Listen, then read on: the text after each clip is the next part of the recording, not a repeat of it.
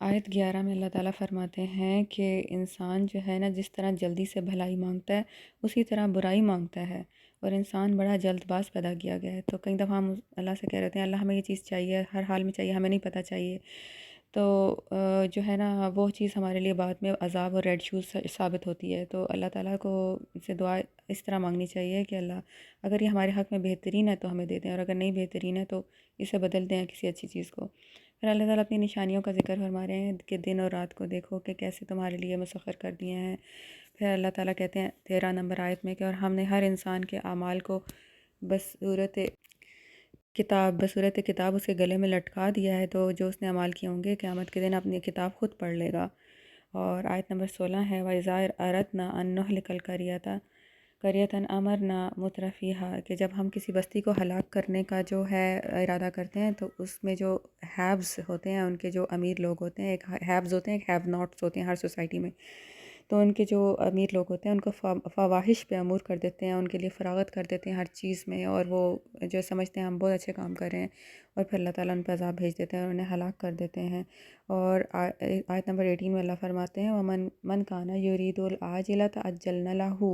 تو جو اس دنیا کی آسودگی کا خواہش مند ہوگا تو اسے ہم جسے چاہتے ہیں اور جتنا چاہتے ہیں جلد دے دیتے ہیں، مگر اس کا ٹھکانہ آخرت میں جہنم ہوگا۔ اور آیت نمبر 19 ہے وَمَنْ أَرَادَ الْآخِرَةَ وَسَعَى لَهَا سَعْيَهَا، اور جو ارادہ کرے آخرت کو پانے کا اور اس کے لیے ویسی سی کوشش بھی کرے جیسے کہ اس کو کرنی چاہیے، وَهُوَ مُؤْمِنٌ، اور وہ پھر مومن بھی ہو، فَأُولَٰئِكَ كَانَ سَعْيُهُمْ مَشْكُورًا، تو ایسی ہی لوگوں کی جو سعی ہے، جو کوشش ہے، وہ ٹھکانے لگتی ہے۔ تو یہی بڑی ہی پیاری بات اللہ نے بتائی ہے، اس میں ایک لٹمس ٹیسٹ ہے ہر کسی کے لیے کہ وہ جو چاہتا ہے اس کے لیے وہ کوشش کر رہا ہے جنت میں اور جو مقام چاہتا ہے وہ اس کے لیے اتنی سی کوشش کر رہا ہے کہ نہیں۔ اس کے بعد آیت 23 سے 39 میں اللہ تعالیٰ نے کمانڈ جو حضرت موسیٰ کو کمانڈمنٹس فار بنی اسرائیل دی تھی نا، 10 کمانڈمنٹس، ان کی جو ہے وہ ڈیٹیل آ جاتی ہے، اور یہی جو ہے کمانڈمنٹس اللہ مسلم امہ کو دے رہے ہیں کہ جس کے مطابق ہمیں اسلامک اسٹیٹ کو چلانا چاہیے یا اپنی فیملی انسٹیٹیوشن کو اس کے مطابق ہمیں چلانا چاہیے۔ تو اللہ تعالیٰ فرما رہے ہیں وَقَضَىٰ رَبُّكَ أَلَّا تَعْبُدُوا إِلَّا إِيَّاهُ، تو تمہارے پروردگار نے ارشاد فرمایا کہ اس کے علاوہ کسی کی عبادت نہ کرو، فرسٹ کمانڈمنٹ ہے، اور ماں باپ کے ساتھ جو ہے وہ بھلائی کا سلوک کرو، اور جب وہ بڑھاپے کو پہنچ جائیں تو اف تک نہ کہو اور انہیں جھڑکنا نہیں، اور وہ عجز و نیاز سے ان کے سامنے آگے جھکے رہو اور ان کے حق میں دعا کرو۔ رب ارحمہما کما ربیانی صغیرا، جیسے اللہ انہوں نے ہماری پرورش کی تھی بچپن میں، اس طرح ان پر رحم فرما، اور اگر تم نیک ہوگے اور رجوع کرنے والے ہوگا تو اللہ تمہیں بخشے گا۔ اور رشتہ داروں اور محتاجوں اور مسافروں کو جو ہے ان کو حق دو ان کا، اور فضول خرچی نہ کرو، اور فضول خرچی کرنے والا تو شیطان کا بھائی ہوتا ہے۔ پھر اللہ تعالیٰ فرما رہے ہیں کہ فضول خرچی نہ کرو، اور جو مستحقین ہیں ان کو ان کا حق دو، اور اگر تم کسی مستحقین کو، کسی فقیر کو، کسی ضرورت مند کو نئی چیز دے سکتے تو ان سے نرمی سے اچھی سی بات ہی کہہ دو نا، جھڑکو نہیں مطلب ان کو، اور ہاتھ نہ گردن کے ساتھ باندھ لو اور نہ بالکل کھول ہی دو، کہ مطلب اگر یا تو بالکل ہی صدقہ نہ کرو، اور کچھ لوگ جذبات میں آ کے جو ہے وہ سب کچھ ہی صدقہ کر دیتے ہیں کہ پھر خود محتاج ہو کے بیٹھ رہتے ہیں۔ اور آیت نمبر 31 میں ہے اور اپنی اولاد کو مفلسی کے خوف سے قتل نہ کرو، اور ان کو مار ڈالنا بڑا ہی گناہ ہے، اور زنا کے بھی پاس نہ جانا کہ وہ بے حیائی اور بری راہ ہے، اور جس جاندار کو مارنا اللہ نے حرام کیا اس کو بالکل نہ قتل کرو مگر جائز طور پہ، جیسے کہ اگر اس نے کچھ برا کام کیا جو واجب القتل ہے تو پھر اسے قتل کرنا، اور اگر کسی کو قتل کر دو زیادتی کے ساتھ تو اس کا قصاص دینا جو ہے نا وہ ضروری ہے، اور یتیم کے مال کے پاس بھی نہ پھٹکنا، اور عہد جب کرو تو اس کو پورا کرو،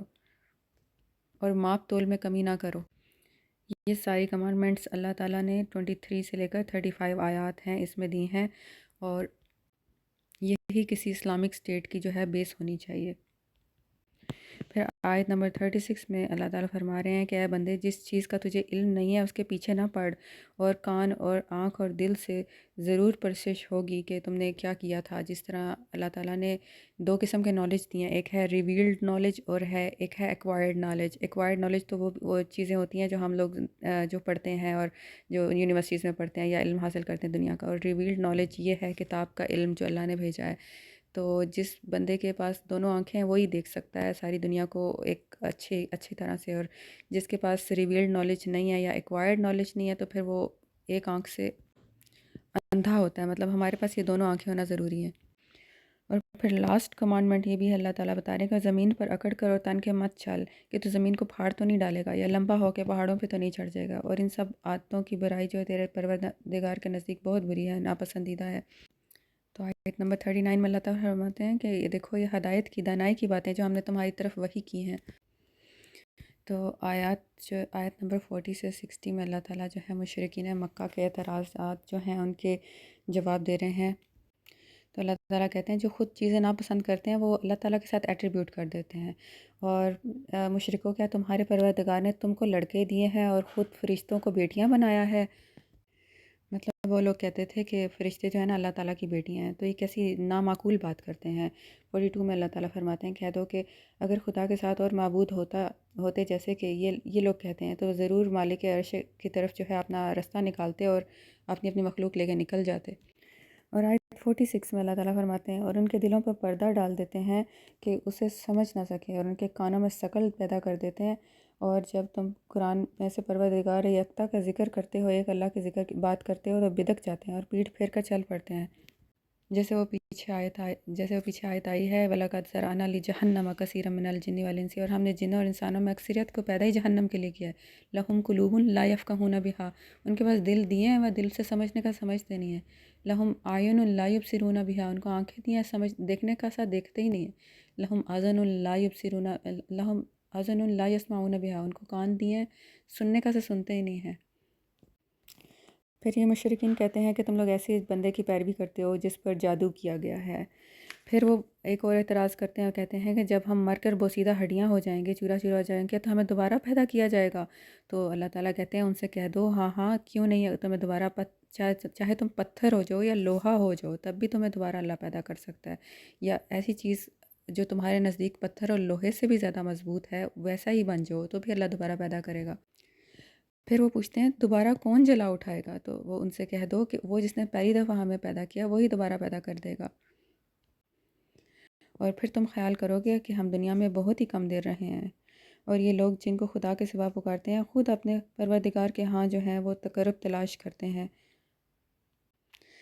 جیسے ہمارے ہاں بھی جو ہیں وہ عبدالقادر جیلانی، اور ان کو پکار پکار کے دعائیں کر رہے ہوتے ہیں، وہ جو داتا دربار وغیرہ پہ جاتے ہیں۔ پھر آیت نمبر 59 میں اللہ تعالیٰ ان کی لاسٹ آبجیکشن کا جواب دے رہے ہیں کہ ہم نے نشانیاں بھیجنی اس لیے بند کر دی تھیں کیونکہ اگلے لوگوں نے اس کی تکذیب کی تھی، اس کو جھٹلایا تھا۔ جیسے ہم نے سمود کو اونٹنی دی تھی، انہوں نے جو ہے اس کی کونچیں کاٹ دی تھیں تو ساری قوم کو تباہ کر دیا تھا۔ تو جیسے کہ انسان جو ہے وہ شارٹ سائٹڈ ہوتے ہیں اور جو ہے نا وہ ان چیزوں کو سمجھ نہیں سکتے، اور پچھلی جتنے قومیں تھیں جن کو نشانیاں دی گئیں انہوں نے جو ہے ان نشانیوں نے ان کو اور فتنے میں ہی ڈالا، پھر وہ اور سے اور نشانیاں ہی مانگتے رہتے تھے ہر وقت۔ پھر اللہ تعالیٰ فرما رہے ہیں 60 آیت میں کہ جب ہم نے ان سے کہا کہ اللہ تعالیٰ تمہارے پروردگار نے لوگوں کا احاطہ کیا ہوا ہے، مطلب بندے کو ہر جگہ ہر وقت دیکھ رہا ہے، تو یہ جو دین اکبری ہے ان لوگوں نے کہنا شروع کر دیا اس آیت کو لے کے کہ پینتھیزم کا کانسیپٹ نکال لیا کہ اللہ تعالیٰ ہر چیز کی خدا ہے۔ پھر اللہ تعالیٰ فرماتے ہیں جب ہم نے تھوہر کے درخت کی مثال دی کہ جس پر قرآن میں لعنت کی گئی ہے تو انہیں ڈراتے ہیں تو ان کی سرکشی اور بڑھتی ہے۔ تو مشرکین مکہ پھر اس کا مذاق اڑانے لگے کہ درخت جہنم میں کیسے سروائیو کر سکتا ہے، یہ تھوہر کا درخت کیا ہوگا، یہ کیا ہے؟ تو یعنی اس سے ان کی جو ہے ٹرانسگریشن اور بڑھی، اور یہ جو 61 سے 70 آیات ہیں اس میں جو ہے آدم کا قصہ جو ہے چوتھی دفعہ آ رہا ہے قرآن میں کہ اللہ تعالیٰ نے ابلیس سے کہا سجدہ کرو تو اس نے انکار کر دیا، اور اس نے کہا کہ دیکھ تو یہی وہی ہے جس کو تو نے مجھ پہ فضیلت دی ہے، تو مجھے قیامت کے تک کی مہلت دیں کہ جو ہے نا میں تھوڑے سے شخصوں کے علاوہ سب کو جو ہے گمراہ کر دوں گا، سب کی جڑ کاٹتا رہوں گا۔ تو اللہ تعالیٰ نے کہا ٹھیک ہے جاؤ، تمہارے لیے مہلت ہے، تو جس نے تمہاری پیروی کی وہ جہنم میں جائے گا۔ تو جس کو تم بہکا سکتے ہو تو بہکا دو، اس کی مال اولاد میں تم شریک ہو جاؤ۔